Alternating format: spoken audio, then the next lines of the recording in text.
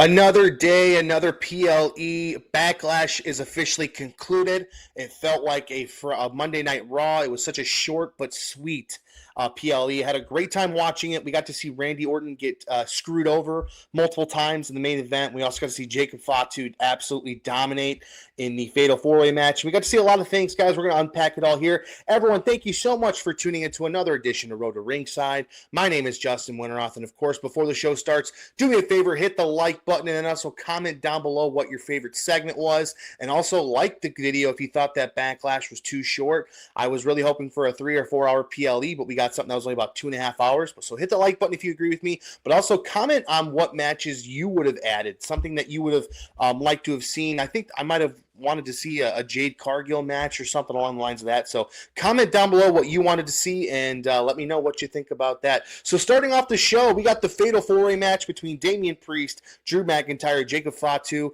and also LA Knight. Yeah, what a great match. I loved every second of it.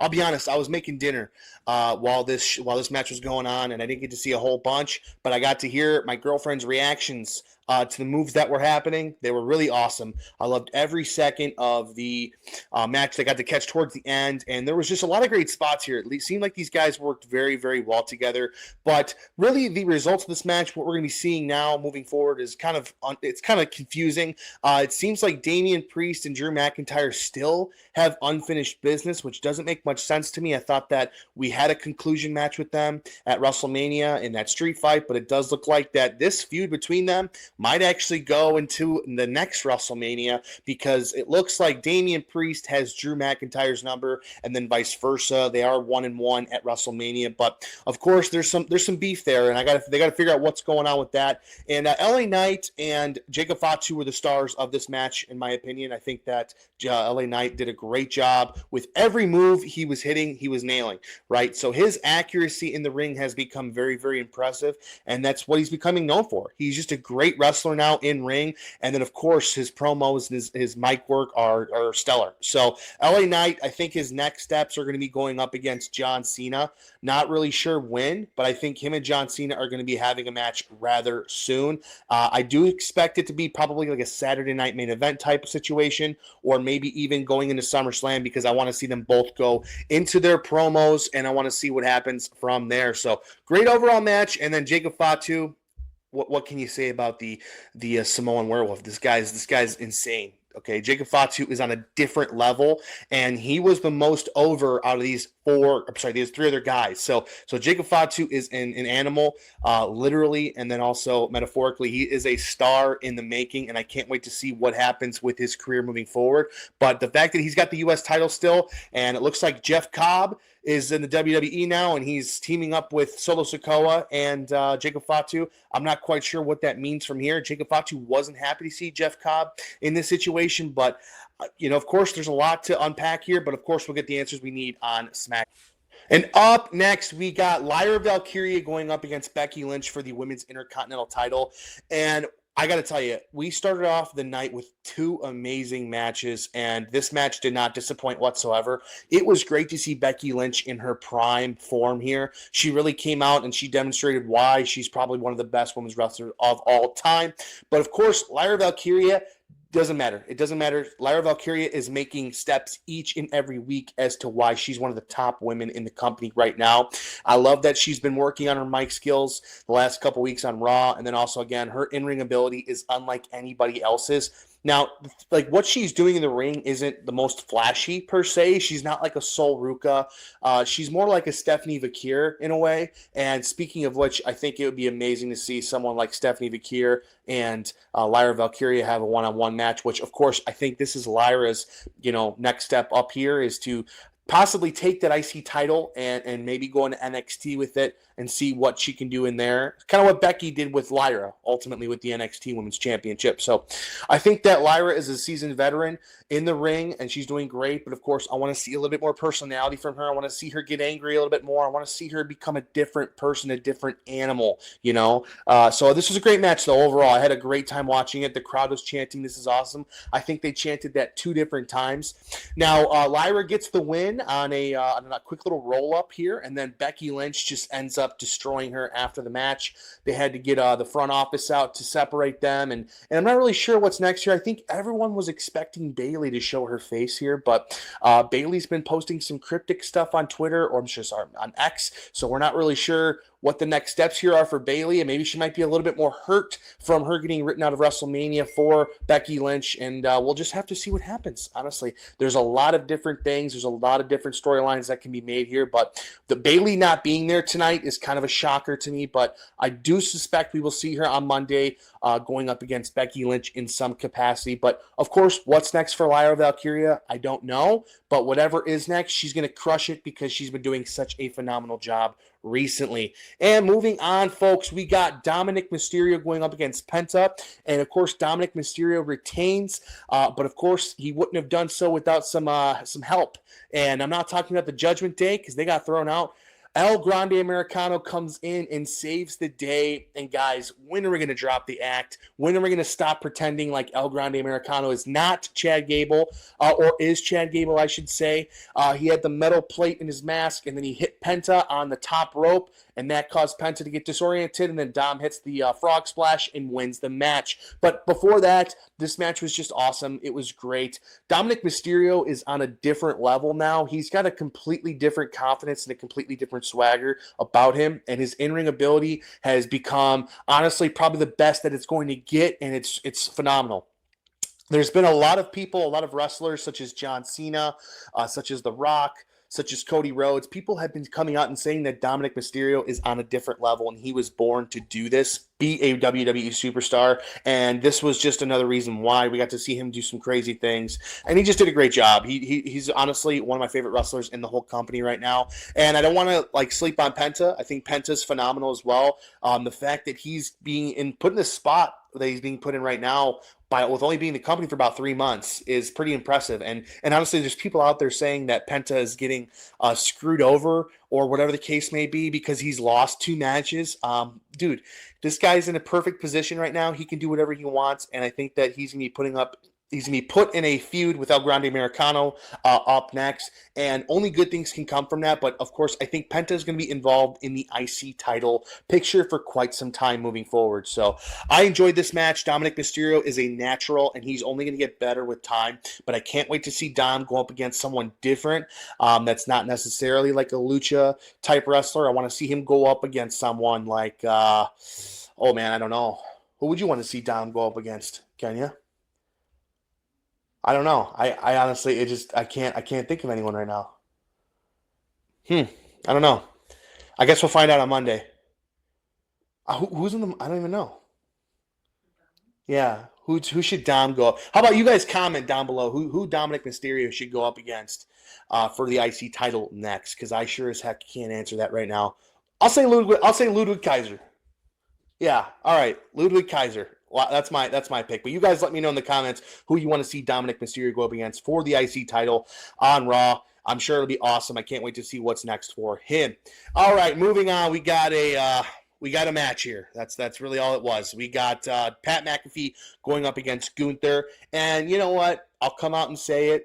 It wasn't a terrible match. It was a lot longer than I was anticipating. I didn't know that Pat was going to be in the ring with Gunther for about 15 to 20 minutes, but I think they were trying to extend this PLE as much as they could with only 5 matches in the card. But you know what? It was cool to see Michael Cole get involved. I thought Michael Cole was going to get powerbombed by Gunther, and that would have been awesome. A 60-year-old man getting powerbombed by Gunther would have definitely not been in my bingo card for 2025 and or Backlash. That would have been sick to see, but I'm glad it didn't happen. He's definitely too old to be taking bumps like that. But hey, Pat McAfee did some cool things in the ring.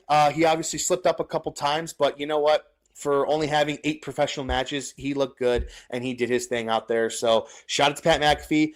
Now, we really are not 100% sure what's next for Gunther because everyone thought that Goldberg and or Ilya Dragunov were going to be coming out tonight to interfere in some way or maybe come out after the match. We're not sure. Now, the ending of the match was exactly how I predicted. I knew that Gunther was going to choke out Pat, and I was hoping that maybe even Triple H was going to have to get involved to get him off of Pat, and then they were going to get the Goldberg music and or Ilya Ilya Dragunov music, but we didn't get either of those guys, and I'm not quite sure why we didn't get anybody now. I'm sure it's going to happen on Monday Night Raw, but we have heard that Goldberg wants to come and have one more match, and the only person that makes sense with is Gunther, because the last person he beefed with was actually Gunther.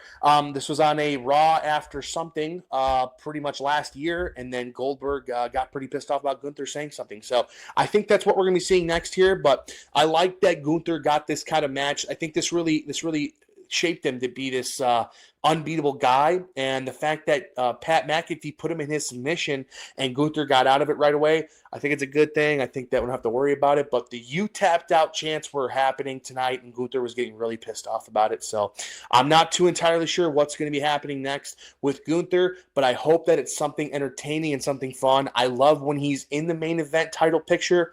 I'm not 100% certain if that's what's going to be happening, because him going up against Jey Uso again is just not in the cards for now. So we'll have to see what happens with that, but I'm excited about it.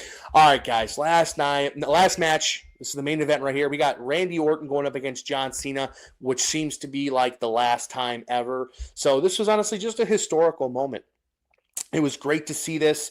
The match started off exactly how everyone anticipated it was. Very slow moving. It wasn't going to be a lot of flashy things going on. But you know what? Things happened the way they were supposed to happen. And I think that the match built into this really, really big thing that nobody was expecting. And I loved the aspect that John Cena is the bad guy and Randy Orton's the good guy. You wouldn't have predicted that 10 years ago. That's not exactly how it was. But the last match that they had was in 2017. So they haven't wrestled in 8 years, and it didn't look like it. They had a great match. Everything was technically sound, and I enjoyed it. I was honestly thinking it was gonna be a terrible match, but you know what? They proved me wrong. They did a great job. Now, the ending of the match was something that was awesome. It was cinema. It was a movie. I was so excited to see that. Randy Orton, it hit 5 RKOs on 5 different WWE members, one including Nick Aldis. So I think we're definitely going to be getting a Nick Aldis and Randy Orton feud.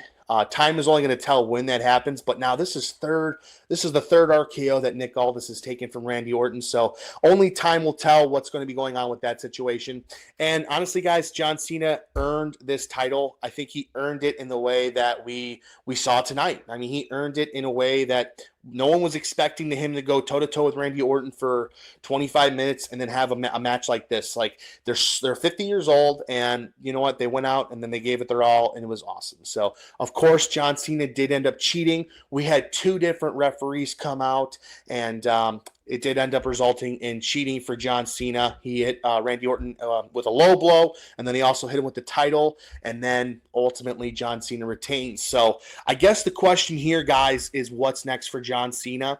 And I don't have the answer for that, but I can tell you right now, Saturday Night Main Event is coming up, and like I predicted earlier in my video, I think it's going to be John Cena going up against LA Knight. I think that there's going to be a lot of promos going on different episodes of various episodes of SmackDown and whatnot, but I think that it's just going to be something fun for Saturday Night Main Event, because everyone knows Saturday Night Main Event, you don't give off big titles to mid-card guys. I'm not saying LA Knight's mid-card, but you don't give John Cena's GOAT title to LA Knight on a Saturday Night Main Event. So I think that's what's going to be happening. We're going to be seeing him going up against LA Knight at Saturday Night Main Event. But, of course, after that, we do have Money in the Bank.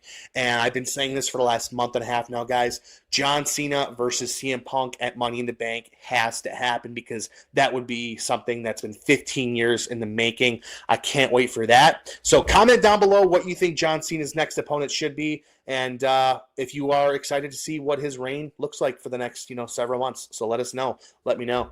All right, guys, overall thoughts. Like I said, the show was short and sweet. It was a great PLE. It felt like an episode of Raw. I wish it was longer. I wanted to sit down on my Saturday night and watch, wrestling for 4 hours, have a couple drinks, eat my dinner, whatever the case may be. But, like I said, it was a fun time, and I think that they accomplished exactly what they needed to accomplish.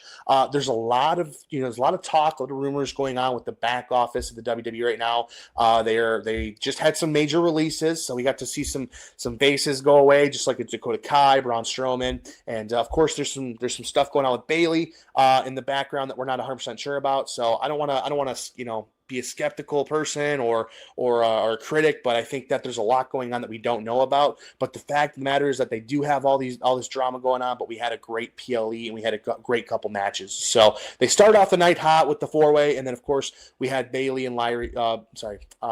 Lynch and Lyra go up against one another. What a great start to the night. I loved it. So we'll see what happens with everything. I will see you guys on the review for Monday Night Raw. I can't wait for that. It's gonna be a fun episode. But now we get to see who John Cena is going to be going up against next, and then we'll also see what's next here for someone like maybe Cody Rhodes. Maybe Cody Rhodes will come back and start working his way back for SummerSlam. So let me know what you guys think. I really appreciate you tuning in. If you haven't already, guys, please like the video, please comment, and lastly, don't forget to subscribe to the channel. I really appreciate all the subscribers I've gotten the last couple weeks. I haven't been too active, only been posting about one video per week, but we're going to change it up real soon here, guys. I got a new setup, and we're going to be talking to you a lot more. So please hit the subscribe button. Have a great night. Have a great weekend. Be safe, and we'll see you on the review for Monday Night Raw. Have a great evening, everyone. Thank you so much for tuning in.